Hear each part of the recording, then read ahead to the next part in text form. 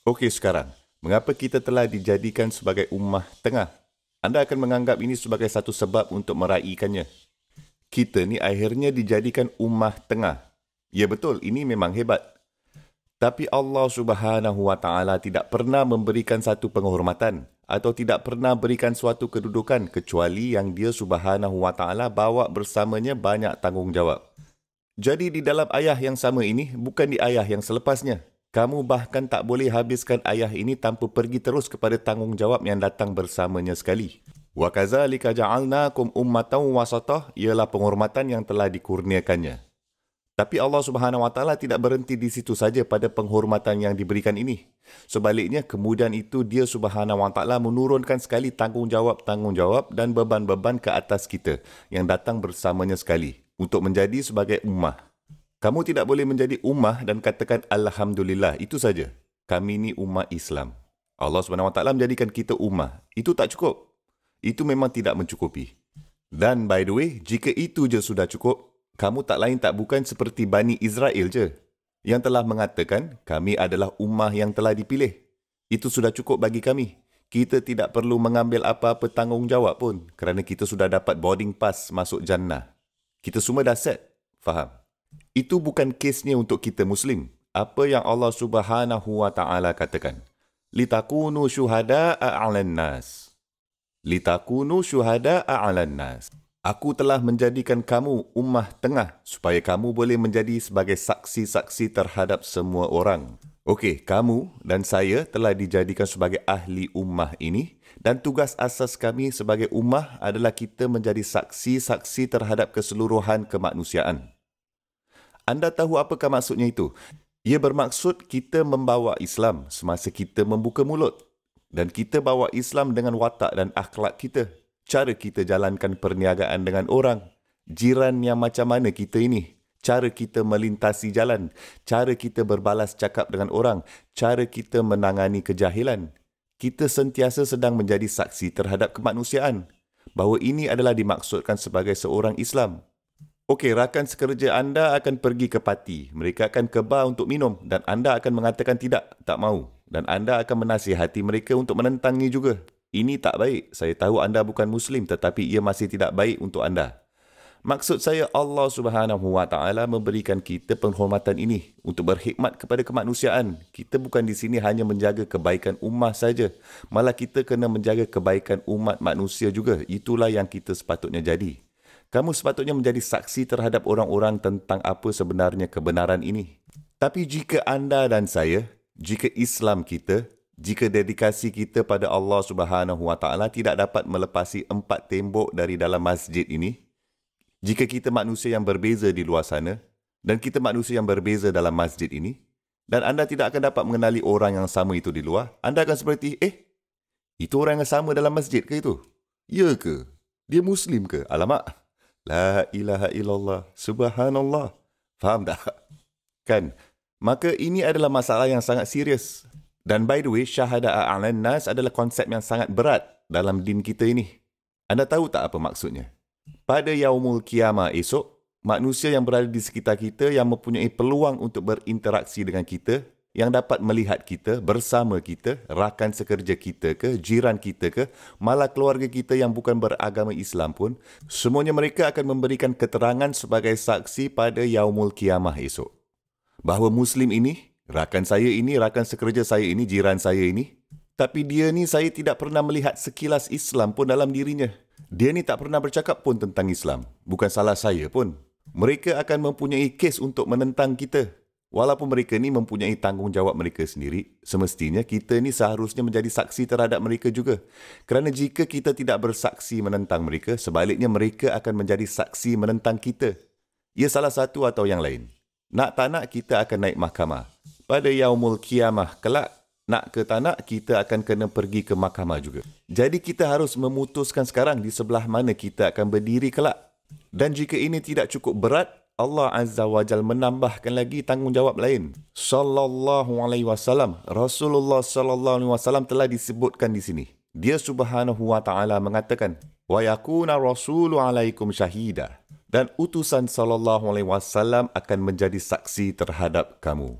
Rasulullah sallallahu alaihi wasallam akan menjadi saksi terhadap kamu. Dan ayat ini masih belum habis lagi. Ayat ini masih belum selesai lagi, tapi saya mahu fokus dulu bahagian ayat ini. Sebab ini bahagian ayat yang sangat berat. Ayat-ayat yang serupa didapati juga di tempat lain dalam Al-Quran. Salah seorang dari penyair Nabi Muhammad sallallahu alaihi wasallam antara sahabat-sahabat adalah Hasan ibn Thabit radhiyallahu anhu, mempunyai suara yang merdu. Beliau sallallahu alaihi wasallam biasa menyuruh Hasan ibn Thabit radhiyallahu anhu untuk membacakan puisi untuk membangkitkan semangat pasukan tentera ketika mereka akan melakukan ekspedisi ketenteraan. Beliau sallallahu alaihi wasallam sangat sayang akan suaranya sehingga beliau sallallahu alaihi wasallam memanggilnya dan meminta, "Ya Hasan, tolong bacakan Quran kepada aku." Dan Hasan radhiyallahu anhu terkejut. "Ya Rasulullah, kau mahukan aku membacakan Al-Quran kepada engkau? Ia didedahkan kepada engkau." Dan beliau sallallahu alaihi wasallam menjawab, "Ya, tapi aku suka mendengarnya." Dan Hasan radhiyallahu anhu mula membaca Al-Quran. Dia mula membaca surah An-Nisa, surah keempat. Dan dia terus membaca dan beliau sallallahu alaihi wasallam menikmati bacaannya dan Hasan radhiyallahu anhu sampai ke satu ayat. "Fakaifa iza ji'na min kulli ummatin bi syahidin wa ji'na bika 'ala haula'i syahida." Bagaimanakah keadaannya ketika kami membawa seorang saksi terhadap setiap satu bangsa dan kami akan membawa kamu, bermaksud Muhammad sallallahu alaihi wasallam, kami akan membawa kamu sebagai saksi terhadap ini. Ini bermaksud umat Islam. Kami akan membawa kamu sebagai saksi terhadap ini. Hasan radhiyallahu anhu melihat ke atas dan melihat wajah Rasulullah sallallahu alaihi wasallam basah kuyup dengan air mata. Dan beliau sallallahu alaihi wasallam mengatakan, "Hasbuk, hasbuk, berhenti sudah. Aku tidak boleh tahan lagi mendengarnya." Beliau sallallahu alaihi wasallam menyuruh Hasan radhiyallahu anhu untuk berhenti membaca Al-Quran pada ketika itu. Kenapa? Kerana betapa beratnya kenyataan itu, bermaksud bahawa Rasulullah sallallahu alaihi wasallam akan menjadi saksi terhadap kami. Anda tahu tak apakah maksudnya itu? Ia bermaksud Rasulullah sallallahu alaihi wasallam sebelum beliau meninggalkan dunia ini, sebelum kehidupan duniawi beliau, komponen hidupnya yang itu berakhir, beliau sallallahu alaihi wasallam telah mengambil keterangan saksi dari kita semua. Adakah aku telah menyampaikan mesej kepada kamu? Adakah aku telah menjalankan tugas aku? Dan kita semua telah memberi keterangan sebagai ummah. Ya, wa adaital amanah wa nasahtal ummah. Kamu telah memberikan amanah, kamu telah sampaikannya kepada kami. Amanah yang telah diberikan kepada kamu, kamu telah menyampaikan amanah itu kepada kami. Kamu telah menyampaikannya. Kemudian beliau sallallahu alaihi wasallam berkata, "Orang-orang yang ada di sini, kamu lebih baik sampaikan kepada orang yang tidak berada di sini. Kamu lebih baik menjadi saksi kemanusiaan dan jika kita tak buat kerja ini, teka siapa yang akan komplain tentang kita pada hari penghakiman kelak?" Rasulullah sallallahu alaihi wasallam. Mereka ini, aku telah tinggalkan kerja untuk mereka. Mereka bersaksi bahawa mereka akan lakukan kerja ini dan mereka tahu tentang kitab ini. Dan mereka tak bawa kitab ini bersama mereka. Kitab ini tidak mencerminkan personaliti mereka ke? Mulut mereka terbuka tetapi tidak pernah ada kata-kata Allah Subhanahu Wa Taala padanya ke? Tak ada ke? Ini adalah salah satu tempat yang paling menakutkan di Al-Quran. Allah Azza wa Jal berkata mengenai utusannya sallallahu alaihi wasallam dan dia Subhanahu wa taala berfirman, "Wa qala ar-rasulu ya Rabb, inna qaumi ittakhazu hadzal Qur'ana mahjura." Rasulullah sallallahu alaihi wasallam akan mengatakan pada hari itu, "Ya Rabb, bangsa aku ini meninggalkan Al-Quran." Sekarang saya mahu anda menghargai betapa beratnya kata-kata ini. Subhanallah. Wa qala ar-rasulu ya Rabbi, inna qaumi ittakhazu hadzal Qur'ana mahjura. Wa qala ar-rasulu ya Rabb. Dan jika semua itu tidak cukup buruk, utusan Allah sallallahu alaihi wasallam bercakap dengan Allah Subhanahu wa taala secara direct, "Ya Rabb, inna qaumi ittakhazu hadzal Qur'ana mahjura." Ummah aku ini tidak diragu-ragukan lagi. Mereka mengambil Al-Quran ini, hazal Quran. Ada keindahan walaupun penggunaan perkataan haza di sini berbanding zalika.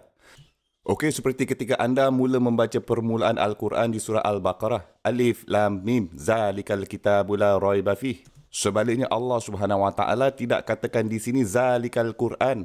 Tapi di sini dikatakan hazal Quran. Al-Quran ini betul-betul ada dekat sini ni. Betul-betul di hadapan kamu ini dan anda masih tidak akan mengambilnya dengan serius. Dan utusan Allah SAW pada yaumul kiamah komplain ummah aku ini mengambil Al-Quran ini. Bukan Al-Quran itu tapi Al-Quran ini. Dan salah satu daripada faedah retorik lain, faedah balaghi dari perkataan haza di ayat ini bahawa pada yaumul kiamah akan seperti Al-Quran akan dibawa ke tengah sebagai saksi. Anda tahu kan bagaimana di mahkamah sekarang hari ini?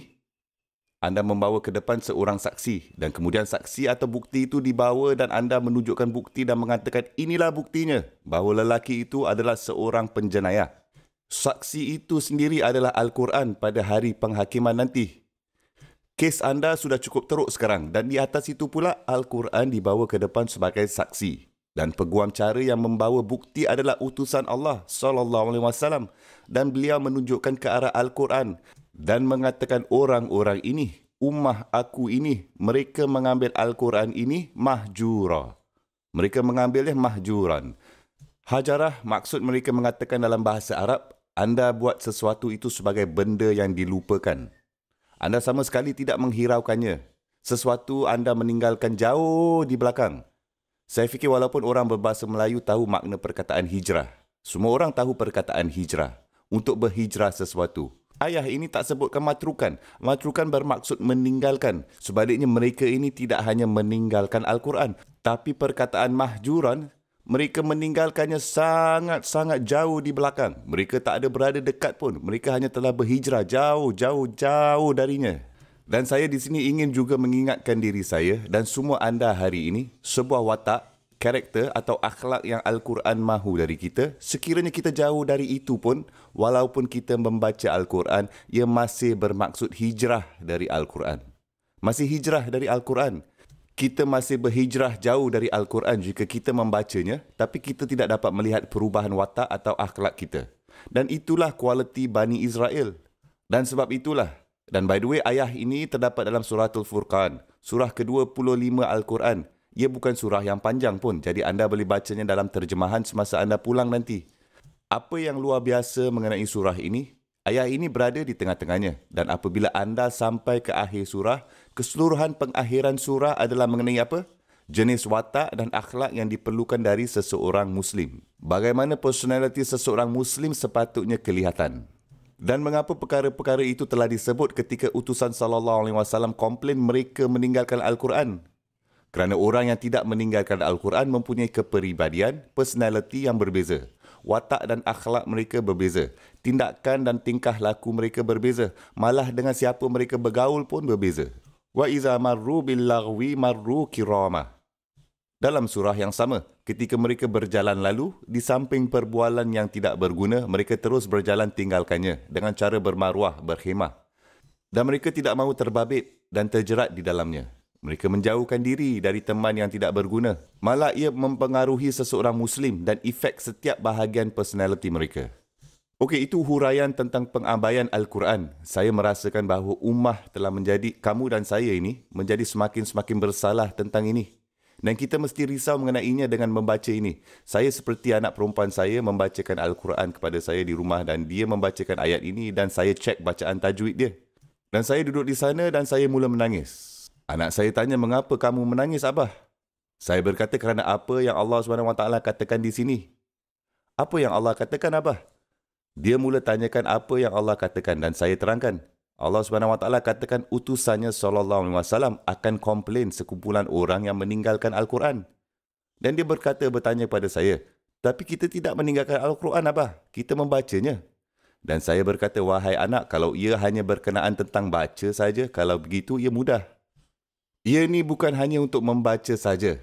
Kamu mesti sayang, cinta buku ini, kitab ini. Bolehkah kita buktikan kita lebih suka dan sayang buku ini, kitab ini, lebih dari mana-mana movie yang baru keluar? Atau lebih daripada mana-mana video games yang baru keluar? Adakah kita mahu meluangkan lebih masa untuk kitab ini dari apa yang lain pun? Mahu tak kita menjadi apa yang kitab ini mahu kita jadi lebih daripada yang lain? Atau lebih daripada sesiapa yang lain? Laki-laki muda mahu cuba kelihatan badan yang ada muscle kerana mereka melihat gambar lelaki yang bermuscle. Kanak-kanak perempuan mahu kelihatan seperti orang lain. mahu menjana wang seperti orang lain, mengidolakan orang-orang lain. Tapi siapa yang mengidolakan watak yang diwujudkan oleh Al-Quran? Watak Rasulullah SAW. Kana huluku wal Quran. Siapa di sini yang sebelum pergi tidur berangan-angan mengatakan, kalaulah aku ada six pack, kan bagus? Daripada mengatakan, kalaulah aku ada banyak sunnah dalam hidup aku. Jadi bagaimana kita tidak meninggalkan kitab ini? Bagaimana kita boleh kata yang kita tidak meninggalkan jauh Al-Quran ini? Macam mana? Kita ini mesti menjadi orang yang mengambil dengan serius untuk kembali ke kitab Allah. Semoga Allah Subhanahu Wa Taala menjadikan kita orang yang mengasihi kitab ini dan menjadikannya sebahagian besar dari hidup kita. Jadi semua perkara dalam hidup kita diberikan berkat dan diberikan kehidupan melalui barakah kitab ini. Semoga Allah Azza wa Jal menolong umat Islam fahamkan kitab ini seperti mana mereka harus memahaminya. Semoga Allah Azza wa Jal menolong anda sebagai ibu bapa bukan sahaja menyayangi dan fahami buku ini dengan diri sendiri, tetapi berikan anda kemampuan untuk mengajarkannya kepada anak-anak anda, supaya anak-anak anda kelak dapat bersaksi untuk anda pada yaumul kiamah. Semoga Allah Azza wa Jal menolong masjid, sekolah, madrasah, tahfiz dan anak-anak ini yang menghafal Al-Quran. Semoga Allah Subhanahu Wa Taala tidak hanya menolong mereka menghafal Al-Quran tetapi untuk menolong mereka memahami setiap perkataan dan untuk menghayati perkataan itu dan untuk solat dengan hati mereka, bukan dengan lidah mereka sahaja ketika mereka solat. Semoga Allah Azza wa Jal menjadikan kita orang-orang yang benar-benar hidup berlandaskan Al-Quran dan Al-Quran ini hidup di dalam hati kita. Bal huwa ayatun bayyinatun fi suduril lazina utul ilm. Ini adalah ayat-ayat yang duduk di dalam dada mereka yang telah diberikan pengetahuan. Dada. Al-Quran hidup dalam hati seseorang dan semoga Allah Azza wa Jal memasukkan Al-Quran ini ke dalam semua hati kita. Barakallahu li wa lakum fil Quranil Hakim.